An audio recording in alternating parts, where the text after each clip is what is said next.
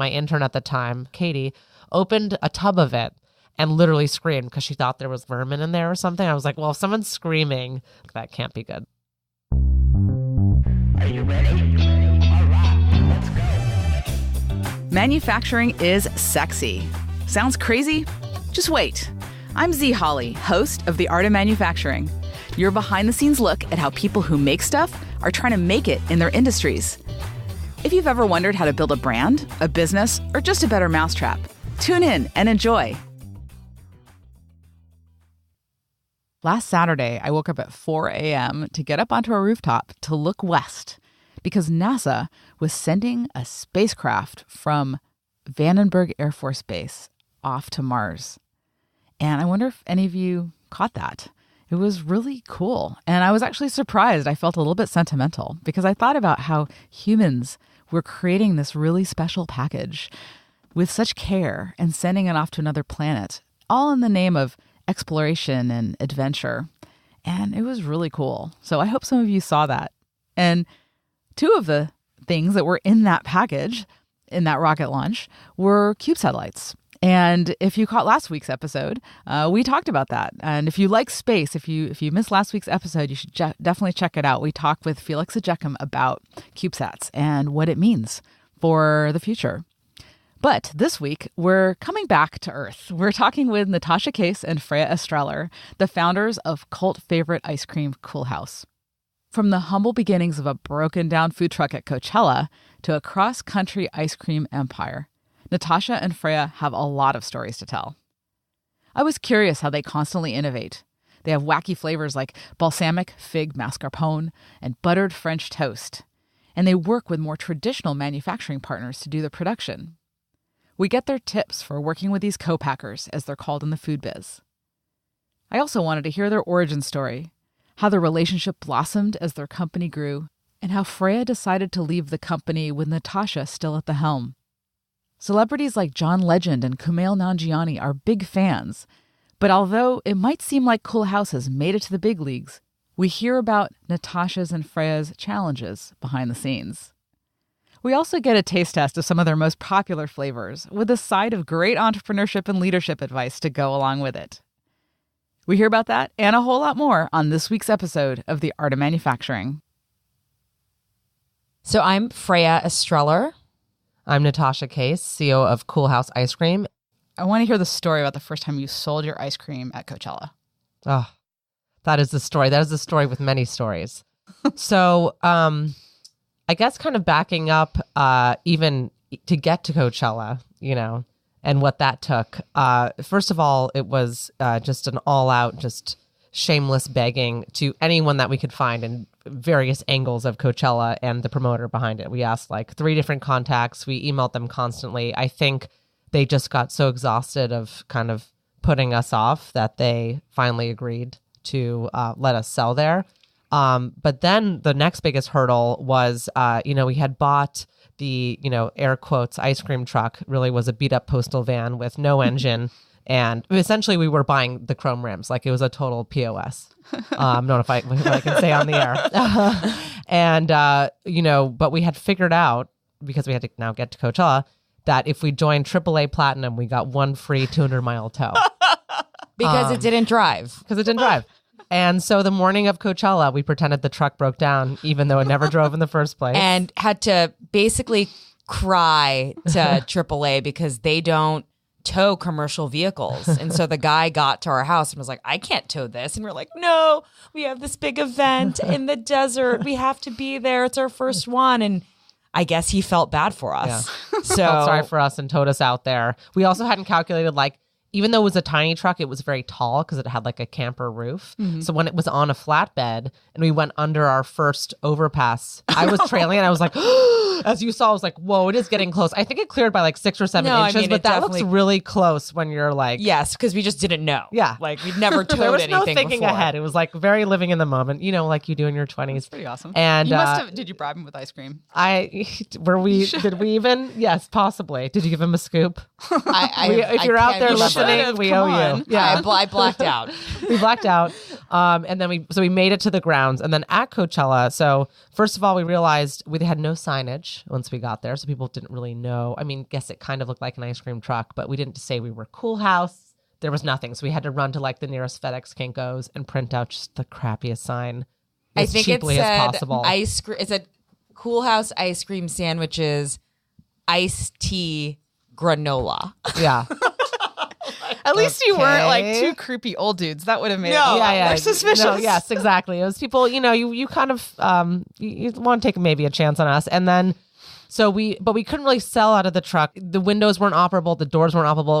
It was like this icon, it was like this aspirational thing that we were hoping for, but really people were just like charging their phones in there. I think someone slept in there one night, I don't know. We had a booth next to it that we were selling from.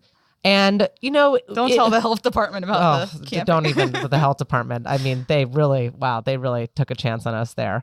I'll save that one for, maybe never. But we had basically also bartered with our friends with Coachella tickets to say, if you come and kind of help us sell, we'll get you into the concert. You can imagine how that went. I don't think we really saw some of them ever, or they were like just giving away the ice cream. I think they were bartering ice cream for weed. Like it was, which, it's like makes no sense really. And then, we did kind of start to build a little bit of a following. I can tell you that even after the first night, which we got like no sleep because you had to camp near the truck. We were in the campground. I think we went to bed at like 4 a.m. Someone woke us up at 7 and said, there's a guy at the truck who wants minimalism and is willing to pay whatever he needs to get it. And it's like, I was even awake and there were people waiting for the ice cream sandwiches. Wow. And there was like a little bit of a line. So you could just feel, that kind of grew after day 1, day 2, day 3. And we had this kind of like mini cult following.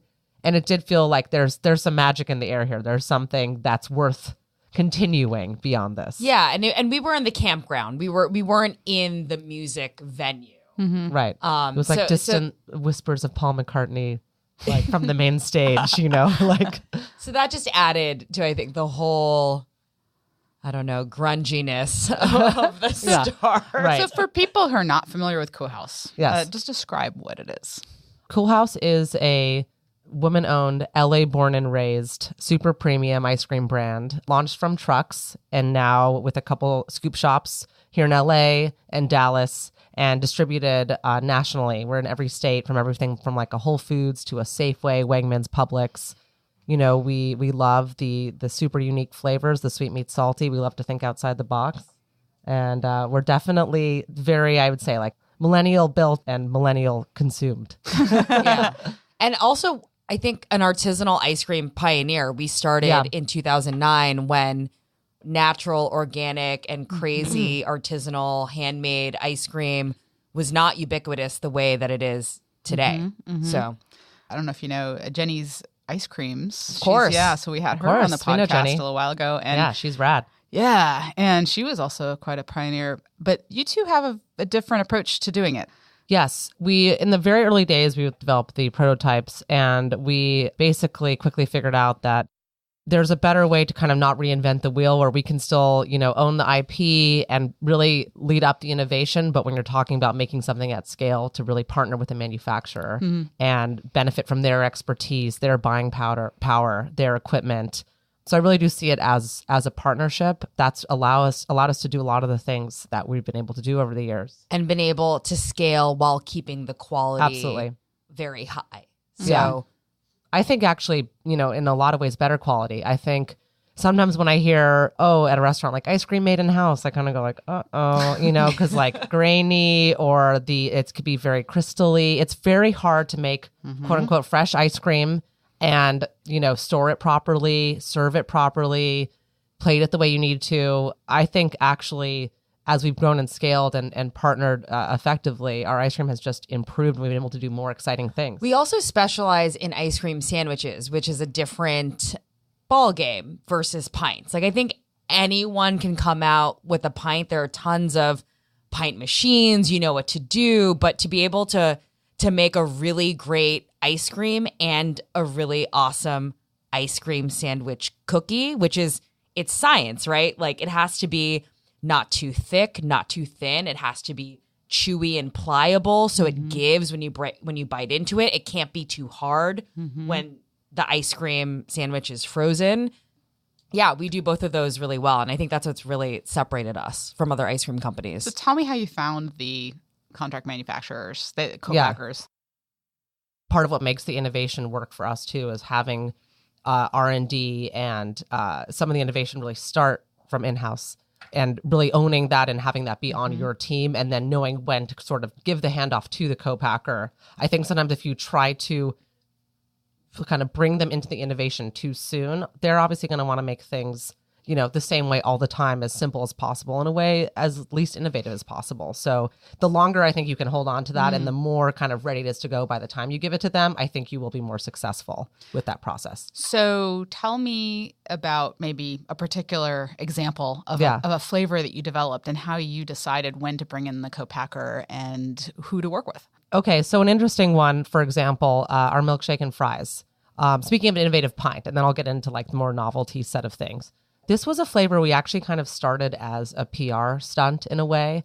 We were kind of seeing the whole, many people sort of closeted their fantasy of like dipping their fries in shakes. And so many people love that, but it's like kind of this like thing that you do kind of quietly at like whatever, a diner or an In-N-Out, whatever. And we're like, no, that should just be, we should really own that. There should be a fries ice cream. Make it easy for you. So we created a salted Tahitian vanilla bean ice cream with shoestring French fries and our own two-tone malt, which is really good too. And we put that in the shop, and we thought, this will just be a fun thing people will maybe like post or write about, and we're not expecting necessarily huge sales from it. But we and literally, is the shop one of your ways that you do a lot of the testing? And that, absolutely, that's exactly what I was kind of getting to, is that having a space that you can really cultivate and learn and be the most educated you can be before you scale is super helpful. There's so many surprises, and this one was a perfect example. We could not keep it in stock for a year, for a second year.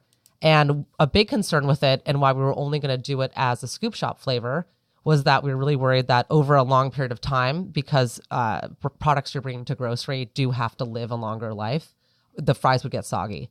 And we actually saw, keeping them in the trucks and our shops, that didn't happen. They stayed like quite crispy. It was just the perfect amount of air in the fries. They were kind of small enough and thin. And so we thought, actually, like, we really think it's going to work and it's going to maintain well. So we had all the sourcing in place, and we had created this custom malt that we also knew would work, because we had, again, it was tried and true and people loved it. And then we really waited until 2 years to bring that to the co-packer to now bring to grocery. And it's already flying off the shelf at grocery too. Crazy. Yeah. And how do you find your co-packers? Our biggest co-packer, who we've actually grown a lot with, was really, I think, a word of mouth. We wanted to buy a freezer from someone, a batch freezer. And he said, "Are you sure you want to do this? I think I know someone you should talk to."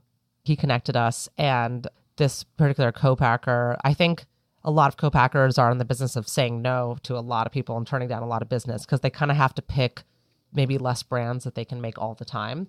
And this co-packer, I guess the day that he had met Freya and I, and we had really talked about our whole story and our vision and our innovation and the trucks. And this is maybe like 2010? Yeah, so quite a while ago. Only a year into the business. Yeah.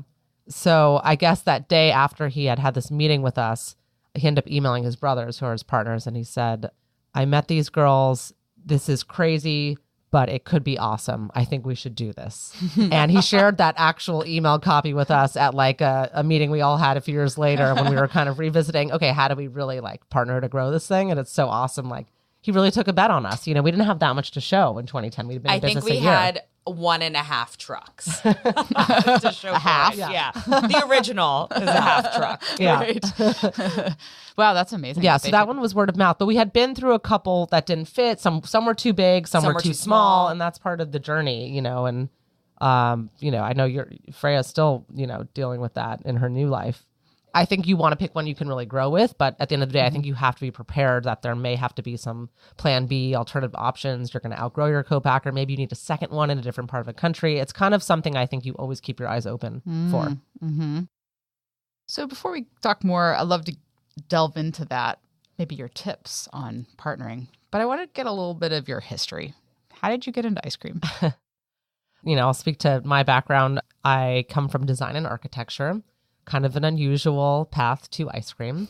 And this really started for me because in design school, in architecture, I just felt like we were very much in a bubble. You know, we were having a conversation for ourselves, and architecture is the kind of thing it can't be that. You need clients, you need the public to embrace it, to hire you. And this became kind of my cross to bear in undergrad. Specifically, my Lightbulb Moment was a scale model I had made for one of my studios. A professor of mine criticized it, saying it looked like a layer cake.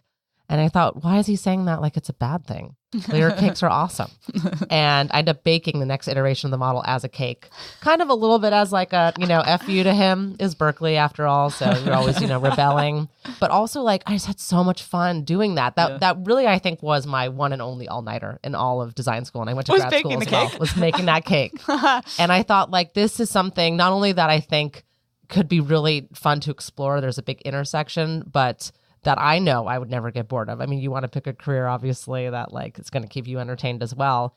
And when I presented it to my colleagues the next day, I could just see they were so much more captivated by the cake model than anything out of, plywood. And I thought, this is it. I can use food to talk about design and open up the dialogue, make it more relatable, make it more fun, interactive. And I just played with that concept all through the rest of college and then on to grad school. Started calling it Farchitecture, food plus architecture. And I met Freya. I had been playing around with this idea of making ice cream, baking cookies, naming the combinations after architects, and giving them out to colleagues at work. The recession had just hit. So I met Freya. I'd been doing that for like 2 weeks. And she, I think, saw some potential there. I love the names, but remind me of some of the names. Let's see. So the first lineup of sandwiches was the Mintimalism, double chocolate plus dirty mint chip, Frank Berry, Snickerdoodle strawberry, Mies Vanilla Row, chocolate chip and vanilla. What else do we have? Richard Meyer lemon. Yeah. Oatmeal cinnamoneo. That one's sort of gone to the graveyard. I think it needs to come back. And then what else did we have? That was really the core. I am peanut butter was not long after. Yeah. Awesome. So yeah. And then Freya, she came from real estate development. Yeah. Yeah. And was used to bossing around architects. So my first question to her was like, that sounds fun and an interesting art project, but what's your cost per unit? And she's like, oh, I don't know. I spent $80 at Whole Foods. And I was like, oh, you're like a creative architect. You're not like the nuts and bolts architect. So in that way, we were a very good yin and yang for each other. Me, I guess, coming from like a business operations, finance background, and Natasha, Yeah. creative. I had some marketing and sales product too. development. Yeah, sales, and that's what you really want early on. You're going to have to cover a lot of territory. So that was good. But both of us loved Yeah. food. Like our first date actually was going to be at Scoops ice cream shop on, is it Melrose and Heliotrope? Yeah. And we were into ice cream and all the crazy flavors. And I feel like ice cream is such the perfect canvas and vehicle for expressing yourself. Like once you get the base down of how to do it, the possibilities are endless. Yeah. Yeah. It was like a trope for just different taste profiles, expressions, bringing together different ideas. I think also the ice cream sandwich really appealed to us because it was a whole other layer to that. No in terms pun intended. Of, yeah, exactly. That you're on our team here. And also just, I think, the nostalgia of the ice cream sandwich, the fact that you only need your hands and you can eat it anywhere, just love all those components. So we were really drawn to it, and food is great in that way. It takes all types, and I think so many different backgrounds can be applied in different ways, and that's what's really, really fun. We all have to eat all the time, and we all bring such a different perspective. There's a bag over here that's taunting me. I have to open it up. These are some of our new that flavors, bag. right? New flavors? Yes. Well, okay, Mies Vanilla Row. Okay, classic. And I think I have the birthday cake for you, which is brand new. And Freya loves this one. And you're not even like a birthday cake kind of gal. I'm not. You know? I'm a like salty sweet girl. Me too. And that birthday cake ice cream sandwich, I was like, yeah. Z, what's your birthday? What's my birthday? Yeah. It was a couple months ago. Okay. Well, I was gonna say you're gonna think it's 2 months ago because you take a bite. Okay. And it becomes your birthday. It happens to me every time. And then we have that dough though, which is cookie dough ice cream. Well, so cookie dough ice cream with cookie dough pieces and a chocolate chip cookie. So it's almost like triple cookie dough. Whoa. Yeah, those three. Which should I start with? It's so hard. The classic is, I mean, I think 20% of our sales. Is that 20% of our ice cream sandwich sales Is the Mies Vanilla Row. It just shows you got to do the classic really well. You can't just, half-ass that one. And it's Tahitian vanilla bean and a bit of Madagascar vanilla. And you look at the side of the bag there, we've got the organic sugar, we've got cold pressed vanilla, we've got cage-free eggs. You really are a plate. Just take your bite. Just bite into it. Do you want some of it? Because you probably eat so much of this. I can always have some. I might have a little. Yeah, cool. But I just want to. Yeah. There you go. I love ice cream. Oh, good. Well, you're our kind of person then. Ice cream for me too. I mean, grew up eating it every day, and I did also actually study abroad in Rome. So I studied gelato very closely, unofficially, of course. But I think gelato, this ice cream kind of pretty close to gelato in terms of like real density of flavor in our terms of the ice cream world, low overrun and high butter fat without being too off the charts in the high butter fat. So you don't feel like completely zonked out after you have a sandwich. Very balanced. Okay, now the ice cream or the birthday cake. And you can tell the cookie is just, it's not hard. It's soft. Oh my God, that's so birthday cake. Right? Mm-hmm. Is it 2 months ago or what? I have to say, I like the classic. There you go. Classic and that's okay. Yeah. People have vanilla shame. They feel embarrassed to just love vanilla, and there's nothing to be ashamed of. Interestingly enough, is the flavor that you have the least palate fatigue for. Yeah, like you can eat it the most often and not get sick of it. Yeah. It's not that it's plain. People go, oh, is that a plain vanilla base? And I say, excuse me? There's nothing plain about vanilla. It's complex. It's a really fascinating flavor. And it is a flavor. It of course is a flavor. Nothing. It's very not a cheap flavor while you're at it. If it was so plain, I mean, it's just inaccurate. It's very sophisticated. So I think there should be like a group for people an anonymous group of people who have vanilla shame, and they can all meet and they could talk through it and I think it makes such a great base for adding other things too. I like to add just a little bourbon and chopped up figs and chipotle pepper on top. Oh, interesting. Speaking our language here. I like that. I like that. So I think that the vanilla makes a really good base for that. All sorts of things. You've had an interesting arc with a company now. So you started with this broken down truck. Yep. And now you're in stores, groceries all around the country. So what were a couple of the key kind of watershed moments in that journey? Starting with the trucks, it was a great way to start because they're very buzzworthy. They're grassroots. They're boutique. They're a great way to just they're very experience driven. And so, the first few years, that's kind of all we knew. And we started to scale those in other cities in Texas and New York. And it just got to a point after those 2 years where we said, this is a really kind of exciting element of a brand, but I don't think this can be the end all be all because it just sort of had a limitation to how much we could really grow them effectively. We said, let's go back to the drawing board from when we launched of the other channels that we couldn't really pursue at that time for various reasons. And how long had you been doing that? So that was about 2 years in, I would say. And we said, let's, open a brick and mortar and kind of test that angle. And that has its arguments. And let's also explore wholesale and see if we can go into that business at this point. And we basically, I think we signed a lease and started to build the storefront. We said, and we're going to need more money. In order to do either of those things, let alone both, we really said, we're going to need an angel investor. And it was a good time for that. We'd been in business. We had a track record. We had tons of buzz around the brand. We were profitable. Growing Amazing. rapidly. We grew 6 times from the first year to the second year, for example, and then doubled again after that. So that was, a really big kind of, I think, pivot because this particular angel investor who we became connected with, and his name is Bobby Margolis, who built the whole Cherokee empire. If you went to Target in the 90s, talking about manufacturing, he flipped it on its head and developed licensing. Yeah, totally.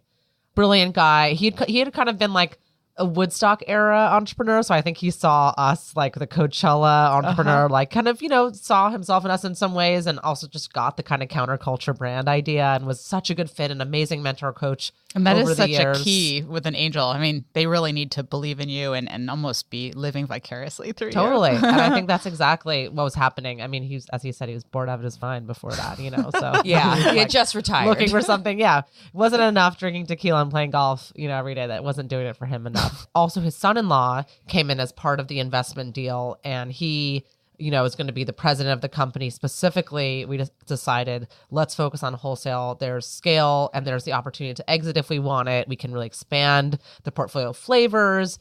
We can really become a household brand and be on the shelf and beyond. However, the trucks are still an incredibly effective arm of the business. And we already had the shop, and let's use the shop to test flavor ideas for community development, for, also a profitable side of the business. Our corporate office is Corporate right office. next to it. It's a great way to build Yeah. company culture. So 100%. So that was like a very big shift mentally from what we had been doing and how we've been operating to the new vision. How much did you raise? Can you say? Yeah, of course. $1 million. We raised $1 million. We had to, give up a considerable chunk of equity, not majority, which I think was what everyone wanted. They wanted us to be as motivated as possible to get where we wanted to go. But I think it was a very fair deal because they were giving us a valuation based on a truck business with really no wholesale to show for it. So they were really taking a bet and believing in the vision, I think at that point when they Yeah. invested, we were only in a few Whole Foods Yeah. and like had a few restaurant Yeah. accounts maybe. Yeah. Yeah, so they came in very early on. So that was, I would say, a really big shift. We ran it and grew the wholesale for a few years. And I think another big change was when Freya decided that, it was time for her to move on. So Yeah. maybe you could talk about that. Yeah. That was fast forward to That was 2013, I think. Yeah. I was, I think, very stressed because I was like COO, and we were running, I think, the shop was open, so we were running that. We were writing our cookbook, so testing all these recipes. We were supposed to be at South by Southwest that year. We had 3 different operations. We were in LA, New York, and Austin, and also And Dallas. growing the wholesale business. And I was like, oh my God, I felt all this pressure. I was like, I don't know if I can do this and also be married to Natasha. 'Cause Oh, yeah, we I don't kinda know. skipped Yeah, that we didn't. part. Yeah, we missed that. We're Yeah. married to We'll each get that, other now. yeah. So it was this turning point where I had to decide what's the priority, our marriage or the business. And I knew Natasha could definitely continue on as CEO without me. I could just hire you? my, I don't know. At one point I did not. We had a big Things were blowout. said. Things were said But at a nice I'm mostly Italian over it now. restaurant. But yeah, so I decided 2013. Natasha's turning red, by the way. Oh my God, Freya, revealing all the secrets. to step down and hire my replacements. Yeah. And We had gotten to a point, I think, our personal relationship was becoming a limitation because I would ask Freya for certain deliverables and she would just be like, I don't feel like giving that to you right now. no, but I also was like, why don't you know this? Well, it was both. like, it was Both. But regardless of what it Yeah. was, it just showed we needed a more professional kind of dynamic where Yes. someone wouldn't even have the option of saying either of those things and just getting done what they needed to get done. Mm-hmm. And also, I think I maybe was using Freya as a crutch because it was very scary. I remember there was the feeling of those first few days when she just like really wasn't there. It was like that feeling of when there's certain skills that maybe you just feel like I don't know them, and you can get there, but that feeling before you've got them under your belt, it's like I'm gonna have to push myself to do this. And then once I just started doing it myself, it was so much better. What was it? because What was hard? There was probably some things about like the books, I would yeah, say, like just some like of the reading, finance like stuff, like the reading a ordering. P&L and a balance sheet, Yeah. like projecting Which out I could do, but I hadn't been inventory, like, because I would just sort of depend on her to give me what I needed Like, instead of cre- digging into it. yeah. When you have someone but who's I an had- but I employee, had you're going to also- make sure you're going to ask them for it, but you're going to make sure because they could also just give you. I probably was trusting Freya too much on some level. But you know? I had also, when we started really growing and scaling the business, I was very purposeful in creating a system and organizational structures to allow myself to remove myself from the business so that it could run without me. Like we didn't want either of us to be a crutch to the business growing. So we made sure we had an ops manual in regards to like breaking down every single step of like how to scoop an ice cream sandwich to like how to, fill out your checklist after an event to all the pricing and what are the ingredients so that everyone was trained the right way. There was an employee training program, incentives for employees. And so I left you in a good place. But yeah, no, of course there were systems in place. It was just a question of learning them and really grasping them myself. So ultimately it was just a good thing to be forced to do that. Right. And very quickly it was like, it's so many things are common sense about business once you just have to get your eyes on them and not get in a mindset where you're like, oh, someone does this and I do that. Yes, that you should specialize, but you should have a good understanding of everything that's going on. Yeah. It is easy to not pay attention. Yes. If you trust the other person, you don't pay attention. And if you're not very good at it or you're not, so. Especially when things are going well. Yeah. It's even easier to kind of check out. So I think that was good. And then we hired a replacement for Freya, and it was an important growth point for us. And Freya's still been, I call her the first lady of Coolhaus because she's not on the payroll, but she has my ear. And, flavor ideas or whatever they may be. But also, so you're doing the sort of the Just Say No campain, or is it the Urban Garden, or which first lady stuff are you doing? Reading to the kids. I mentioned Dan, who's the president and came in with the angel investor team. And thank God we had him already on the team, because it also would have been a very different story with Freya stepping away if there was really no one else there on that executive level. And he was there and is my day-to-day partner now. And we've really developed like an incredible partnership. We balance each other really well. So that also did make it. And I think having just the two of us versus having three, I mean, there were things about it, it just sort of worked out pretty cleanly as far as that could go. But Freya will always be a founder and will always have, I think she embodies a big spirit of the brand.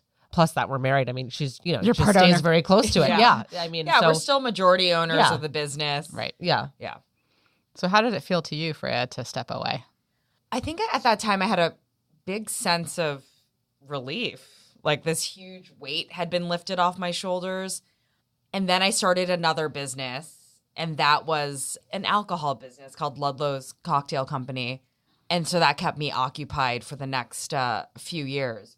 Yeah, I think it was for the best for the business and also for our personal relationship, because then we weren't talking or complaining about Coolhaus all the time.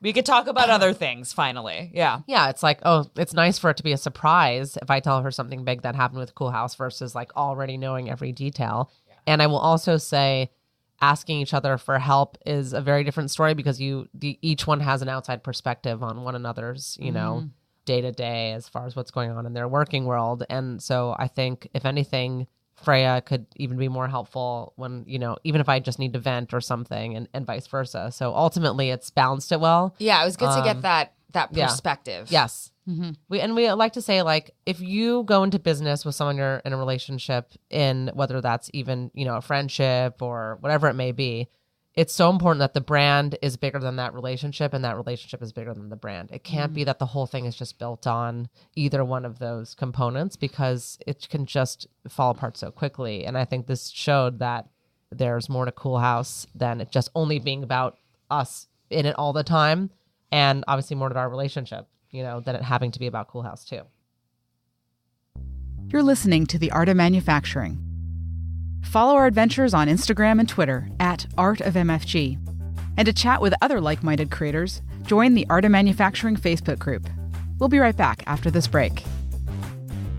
I want to give a shout out to Opportunity Fund. They're the nation's largest nonprofit small business lender with over $100 million in small business loans under management. In fact, they provided Coolhaus with their first capital beyond friends and family. It's what enabled Natasha and Freya to get their second truck off the ground, since the first one wasn't exactly up to code. I'm a special fan of Opportunity Fund because they're supporting Make It in LA's Catalyst program, a diverse community of founders and creators that manufacture in Los Angeles. Opportunity Fund began based on the idea that small amounts of money and financial advice could help people make a permanent and lasting change to improve their lives. For more information, please visit makeitinla.org/opportunity fund.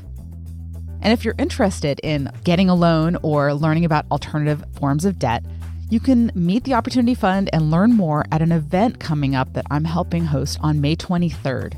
For more information, visit makeitinla.org/events. We're speaking with Natasha Case and Freya Estreller, the founders of Coolhaus Ice Cream.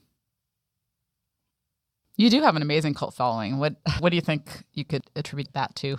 We have a very lean team, but so much of the ideas, the innovation, the design, a huge amount of those components come from within. And I think we very much are our target customer. You know, we're a women-owned brand. That is a really big theme for us, especially because the majority of ice cream consumers are women, and there's so few brands that are founded and led by women to, you know, make those amazing flavors and exciting products for women to consume. It's a strange disconnect. And I think being, you know, slightly younger company, being from LA, and LA is having such an incredible renaissance, and I think the whole country is really seeing that, is also really giving us a perspective that people kind of want to be a part of and want to really use to express themselves. I mean, architecturally inspired ice cream is also very weird and quirky and charming in that way. And we want this to be accessible and fun for people. It's not too cool for them to be part of. And that's also the kind of thing people love. And also not too expensive. Like we made sure that our products have to be at a price point that is more accessible to consumers than the traditional artisanal ice cream. And the only way to do that is with scale. Yeah. And buying power. I think it's so important, and people really expect this of brands today, is just transparency with who you are and really being out there as a face and sharing your story. People really feel like they want to know who's behind the brands they're buying. That's a very different thing than I can definitely say that I grew up with. Like, I didn't know anyone, you know, behind even the most household brands. I couldn't picture a face from any of those brands that I grew up buying and consuming. And I think now people feel it's so personal. And for a brand like us, I think that's a good thing, because we're totally happy to be out there and we have fun doing it. And I think that is the kind of thing where people feel more bought in than just a purchase. Do you think that there is a trend that's favoring new brands, manufactured products, consumer goods, or do you think that that's just a little blip? I do think that it's a trend, because I think you see even the biggest of brands at least trying to create some kind of facade that they have some element of that too, whether that's the spokespeople they're choosing or the way that they're calling out ingredients like sea salt, you know, in our chips or whatever it is. So I think it's the fact that it's gotten to the biggest brands who take the longest to innovate and who are the slowest and represent not as much necessarily trends, but things they have to really believe. They're not risk takers. They have to really, really believe that this is something that's here to stay. I think that is evidence unto itself that there's been a shift at the very least. If I wanted to start an ice cream company, how would you advise me? What would be the steps to doing that and to developing the flavors and making sure, you mentioned quality, you mentioned scale, you mentioned innovation. How do you make sure that you keep that in the whole process? First, don't start the ice cream company. Exactly. I was going to say, it's so funny, because if my 36-year-old self heard my 26-year-old self pitching Coolhaus, I probably would be like, don't do it. Whoa, whoa, whoa, whoa. Yeah, whoa there. Cancel the AAA call. Nothing great ever happens without a lot of naivete, self-delusion. Yes, right. Absolutely. Well said. Yeah. Yeah, I think, look, anything's still possible. Everyone says, like, ice cream's such a competitive category. Like, show me one uncompetitive category. Yeah. You know, I'd love to see that. You definitely have to have a very different approach. Certainly, I think plant-based is showing a lot of growth. By the time you might be able to have the product ready to do that, there's going to be more crowding. It's something we're looking at for 2019 that I'm really excited about. So I think alternatives like that actually are interesting, or at least having some plan to get into that space. With Coolhaus specifically, it's like in the ice cream space, the pints it is very saturated and competitive and easier to innovate. So for us, we really see the novelty category as somewhere to do something different. And I don't believe in like giving away the idea, like then it's all about the execution. So I wouldn't keep that a secret necessarily from the world. Like, oh, there's no innovation on novelties. You can go and see it for yourself. something like that where you can really get into a part of the freezer or even in the retail space where there's just a lot less going on, where you could really own that space. That definitely helps your cause. I don't know. What else do you think? Raise a ton of money. How much? Oh man, these days, if you're going to go after a category like that, Yeah. I would say, 10? 2 to 5 at the minimum. Like at the life cycle of the company, you'll probably end up raising like 20 to 40, probably Crazy. more. You know, So you've raised since your angel round. Yes. Right? How much did you raise? And how did you raise? Was it from VCs or who? This was invested? kind of a strategic private equity deal, and that totaled that's about $6 million. Give us a snapshot of where you are now. And I where are would you- say distribution. Yeah, distribution. Okay, so distribution wise, we're in over 5,000 stores, and there's the more kind of specialty markets, whether that be a Whole Foods here, in LA, would be Bristol Farms, Gelson's. On demand or online business is great for us here. Amazon Fresh, Yummy.com. And then if you're looking at more conventional stores, we also are launching in like Safeway, Albertsons in Southern California, but we have Safeway all over the country. Publix in the Southeast is huge for us. I think that's like 1,200 stores right there. Wegmans in the Northeast is a phenomenal partner. Central Market, H-E-B, really interesting. So many good ones. Fresh Market, throughout the country. So a lot of them now are having sandwiches and pints. A lot of them have added our 7 new pints and 3 new sandwiches. So we're really building more real estate on the shelf. And next year we're launching an additional 7 pints plus 7 vegan pints and 3 vegan Oh sandwiches. my goodness. So it's an insane amount of product. Yeah, and is it pretty much exclusively wholesale now, or you still have your truck? It's about 90% wholesale, and then we run the trucks in LA and New York. Dallas is a licensed operation, so they're not under our corporate team. And then we have the Scoop Shop in Culver City and also Old Town Pasadena, the trifecta. But also a really cool side of Coolhaus is all the kind of like alternative spaces that sell us. For example, the Forum, we have an exclusive sandwich with them, and Madison Square Garden on the East Coast. And working on a really cool partnership with AMC movie theaters, but we're already sold at like Landmark and Lemley. So I love those spaces where like you can bring ice cream to anyone, anywhere, especially with an ice cream sandwich. And that's been like a really interesting part of our game. I want to go back to the co-packing once, Yeah. just to give, what are the tips? Because there's a lot of listeners that they don't want to develop their own manufacturing necessarily, but course. they want to partner. And what are your tips for working with a co-packer? I would say you really need to share your vision with them in a very big way.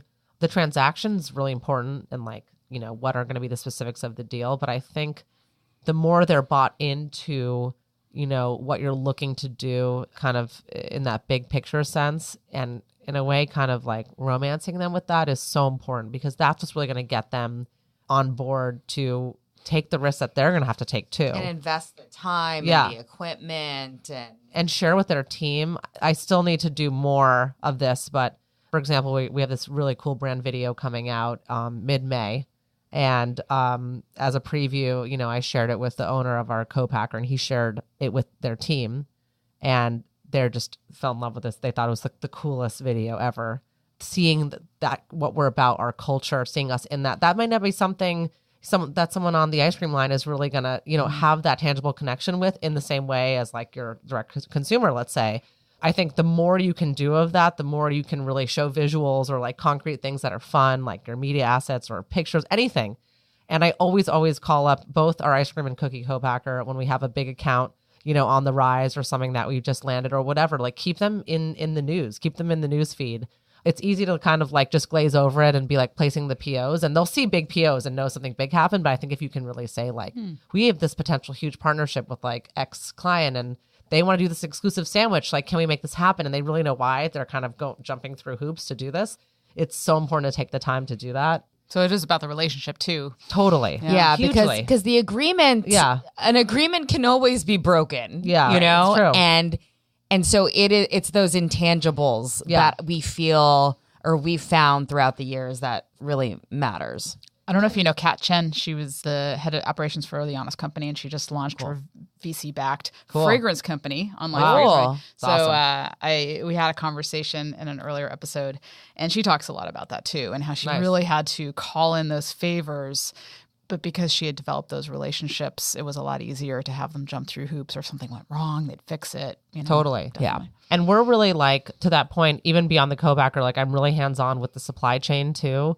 The inclusions and various ingredients and variegates and all the, fun ice cream words. Tell us what those mean. So a variegate, pretty much, okay, so like in a pint, you have two components. There's the variegate and the inclusion. The variegate is going to be anything that's a swirl, and the inclusion is going to be like pieces or chunks. So I think that's important too, is being as hands-on as you can be. As you grow, having a person on your team who's in a way devoted to that co-packer, who's like, myself as a CEO, I can't be there during every production run, but I can have a production manager I think there you as much bring as possible. a good point. Hiring consultants to help you. Yeah. Because you just don't know. I know we have this awesome guy, Ron, who used to work for Ron Simmer. Yeah. the best. He worked for a couple big ice cream He was companies. the GM of Thrifty back in the day. And he's such an awesome guy. I mean, he's, definitely got a couple extra decades of experience on me. I'll just say that way. He'd be happier if I said it that way. And Rides he's not, motorcycles. Yeah, he like rides a motorcycle across the country. And he's also so open to listening to ideas, not just like, this is how I always did it and this is the way it is. And I what's think his role? He's our production manager. Okay, got it. And so I think he brings so much to the table in terms of how things are done, but also is willing to like, we do things differently at Coolhaus. So he's willing to, also embrace that and thinks it's really like fun and exciting. And that helps so much. And advocate for us with our co-packers. Yes. Yeah. And give me the inside scoop, the things that it would be really hard No for me. pun intended. I know. I just can't even, just can't naturally, yes. Even when I don't want to. What did you guys fight about? A lot of it was, we thought about our approach to employees mainly, I think. Yeah. Because we had different styles. We do. I think I was maybe good cop and you were bad cop. No. I was bad cop and then you were good cop and I was maybe resentful of being I don't bad even, cop. you know what? I don't even think of it that way. Okay, I'm going to say something it's probably a terrible way to say it with the mess of politics that you've got going on. But I think that like Freya's approach is more of like the what it's really supposed to mean, a Democrat of being like hands-on and more programs to fix things, more like anyone can come into the Coolhaus world and we can turn them to what we need to be. It's kind of on us to make, and I would say I'm more like, I don't even want to use this word, but the Republican, like kind of like laissez-faire, we're going to give them the tools, but then we really need to see people do what they're supposed to do. And a certain amount of the responsibility is on them to show us what they got. And I think that's actually where a huge source of the tension was, because Freya would constantly think, what didn't we do? And I fully, of course, the buck stops with you as the owner, founder, CEO, whatever you are. However, you also do need people to do what they signed up for. Otherwise, you can't operate. And so I think that push and pull was like a constant source of which way would solve things better or whatever. Yeah, because I think in general, the human element and managing your team is probably one of the hardest parts of growing. Everyone says it. Of any business. And for the record, I'm not a Republican. Doesn't matter. You can cut that. It doesn't matter. No, but everyone says management is so hard, and I think it's just also the kind of thing that takes time. We were starting out. We were 25 years old. We didn't have the experience. We were learning as we went, and so part of you becoming a good manager is like literally you growing up. And the business can sometimes only evolve as fast as you can as that person. Like you are becoming who you are. You are learning, do I want to be a good cop, bad cop? What's my style? What's the most effective way for me to, approach my team when I'm happy and I'm not happy?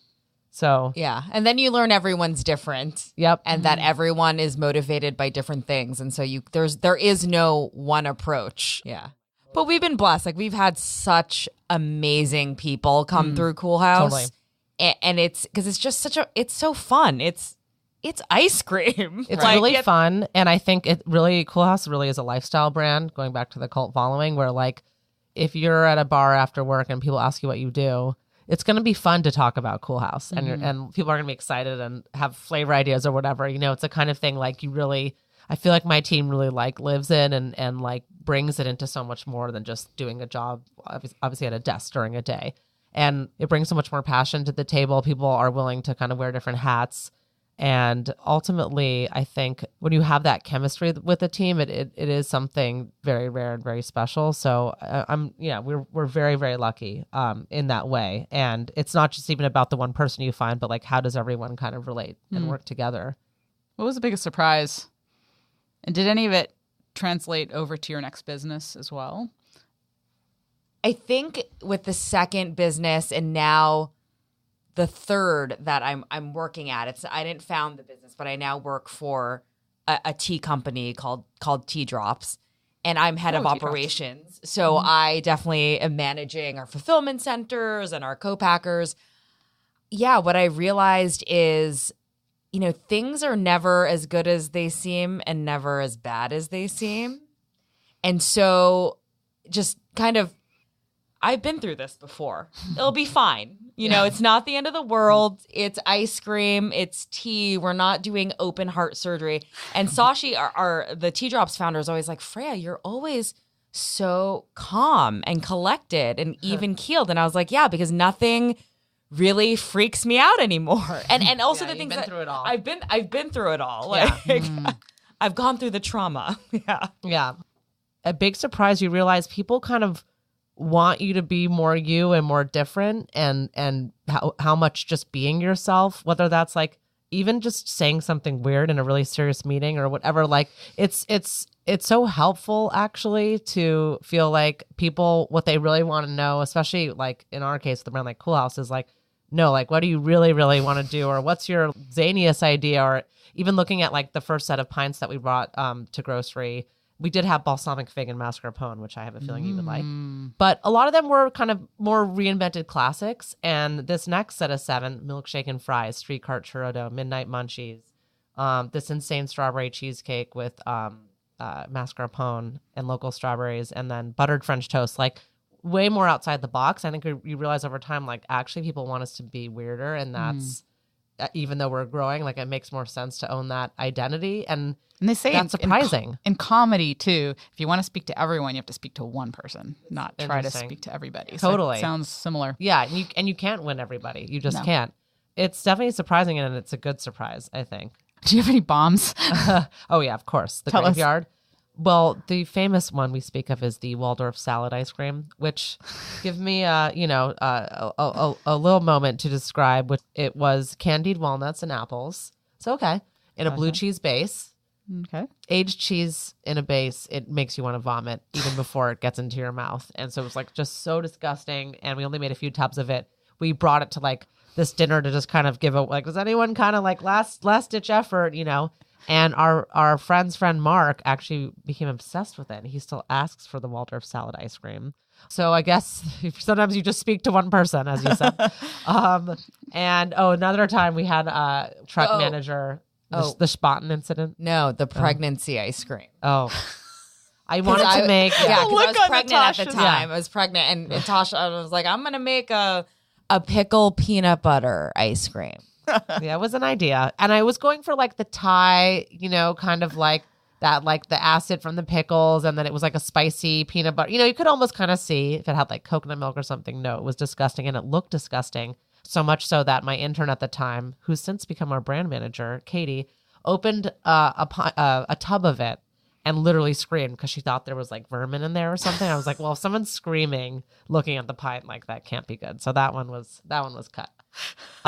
So there's definitely always, we can't really get ice cream to glow in the dark the way we want to. That's an ongoing struggle for about 8 years.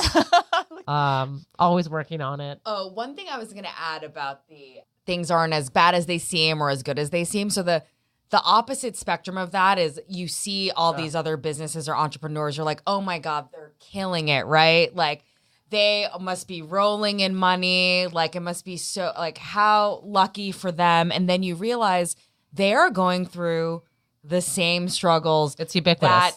That like a startup is going through. So like, but it's kind of a comfort when you realize that. Yeah. And it's so important to talk to other entrepreneurs, like just even informally, like over drinks or whatever, and really kind of just cope, because knowing that those things are universal, like it does kind of like, oh, like it's going to be okay. I'm not the only one going through this.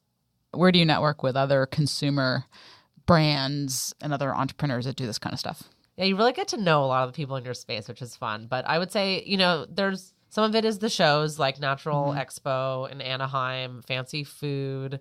Project Nosh is a really good one. I'm actually speaking at that June 4th and 5th in New York City, like things like that. The Unique Camp. Well, I which would is say, no longer, but... one accelerator program or one fund that is an investor in tea drops, it's called Excel Foods. And they used to have an incubator program. And so I know that we've definitely built relationships with a lot of their portfolio companies there. The Opportunity Fund dinner where I met you. But we are growing that to be more, awesome. that will be a more kind of ongoing thing. But there's so many great women in business events have been like flourishing. If that's your jam. Yeah, I just kind of like, for example, I just became friends recently with Brittany. I'm forgetting her last name, but Brittany is one of the co-founders of Buff Bake. It ended up they had a surplus of organic coconut palm sugar. I bought a pallet off of her.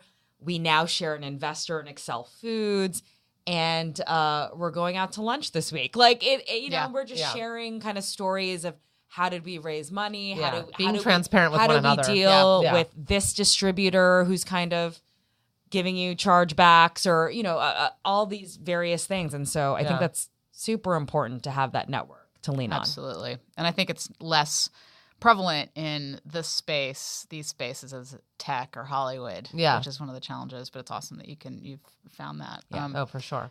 Tell me about your 16-year-old self. 16. And what would she think about you today? I think that, maybe it was right at 16, I think, where I started to like wear less Gap and like more kind of invade my mom's like 70s wardrobe. Ooh. It was the thing of like discovering like, oh, actually just being more of like an individual is cooler, and realize that. I mean, I went to a really competitive high school, Harvard Westlake here in LA. Too. Oh, what? Yeah. Amazing. And I have to say, it's the gift that keeps on giving, because I've stayed really involved with the school, especially on the entrepreneurship front, because they're doing a lot of cool things. So it's been great as like an alum network. And also they've been super supportive of Coolhaus, booking us constantly for like homecoming orientation and things like that. So you grew up here, both of you. Yeah, we both grew up here. I definitely worked very hard and took it seriously, but I also think in the back of my mind, I was kind of wanting to enjoy like the social experience there too. And it's a scary thing because like you feel like really you just have to like perform. And I would almost go back and say like, it's good. It's okay that you're also like just, hanging with your friends sometimes too, and kind of like laughing it off and not taking it seriously, but kind of it's going to be okay, or going to go to college or whatever, what all the stress is. Because it is a kind of a stressful time, and you don't have that much space for yourself. I mean, between classes and extracurriculars, and then you go home to your parents' house, and then you go to bed and you wake up at 7. I wasn't like super rebellious, and so it's just like looking back, I like think I taking was that time. Did you know you were going to be a farchitect? I don't believe so. But my dad was an architect. My dad is an architect, and my mom is an animator at Disney. So I did always want to do something creative. Yeah. And her grandpa used to sell ice cream sandwiches on the beach. It's true. And my grandma worked at a soda fountain scooping ice cream. Yeah, It's my genetic. mom's mom and my dad's dad both worked in ice cream for their first jobs. It is so freaky how we follow the footsteps. I interviewed Titan Gilroy, who he was homeless on the beach with a single mom, ended up with a 16-year-old prison sentence. He gets out and he just finds his job. First he was boxing, but then he finds his job CNC machining, becoming a machinist. And many years later, he owns his business, whatever. Incredible. He found out that his whole family, like his grandfather and they were all machinists. Wow. And he didn't know that. So it's just weird how these sort of things happen. Yeah. So how about you? I think I was the opposite. I was very rebellious. I was one of those kids who got straight A's. I went to Mayfield Senior School, all girls Catholic school in Pasadena. And I was the star of our basketball team, but also went to raves. That period It was sums that up. period. Yeah. Yeah, I was like, we were the opposites. Like my parents would ask me what I did at school, and I was like, well, I learned this in art history, and then this happened. They were like, that's enough. It was like, I was not that kind of angsty teenager. But it's good. We came together, Freya represented another side of the coin. The other thing about 16, I was going to say, I think that's when I really started like kind of cooking on my own. I don't know if you started in high school or later on. but I would like read Sunset Magazine and like make recipes around then. No, sneaking out. Okay. Freya's a very good chef. I am. I Yeah. make the entrees and you make the cheese plates. And the cocktails. Ooh, I cocktails. become the front of house more. Yeah. Freya's more the back of house. And how old were you when you met? I was 26. 25, yeah. And you were 25. Yeah. And how'd you meet? Through a mutual college friend. So I went to Cornell and Natasha did randomly the Cornell and Rome program through Berkeley. And so we shared a mutual friend and she invited obviously the both of us to one of her birthday parties and was insistent that Natasha meet me because she knew that we were going to become best friends. Which we did. That's And more. amazing. Yeah.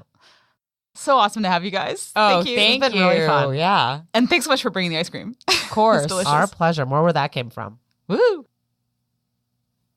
What started as a quirky idea turned into a cult favorite.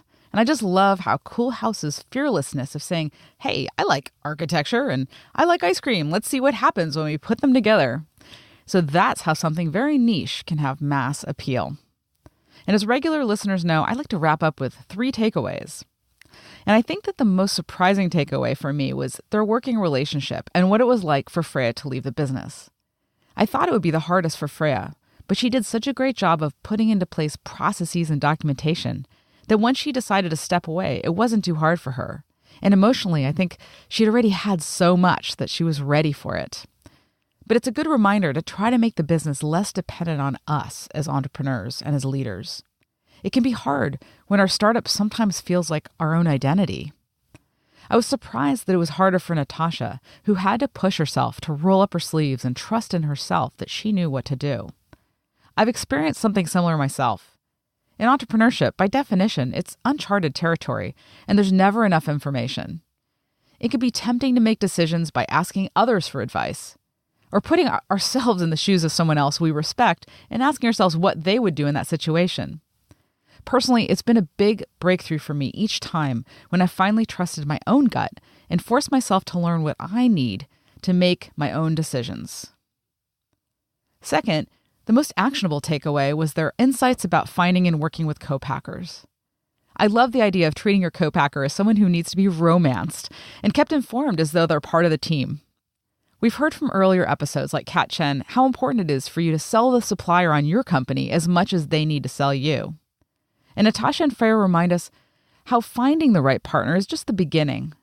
Keep them excited about big wins, upcoming product launches, big distribution agreements, and recent PR, so they're just as invested in your success as your employees.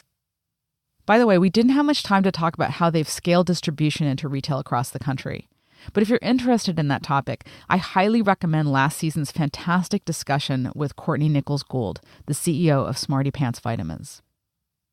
And finally, I love their insights about what it feels like to be an entrepreneur. It's so common to think you're the only one that's having challenges. But in fact, as Freya said, nobody's totally killing it.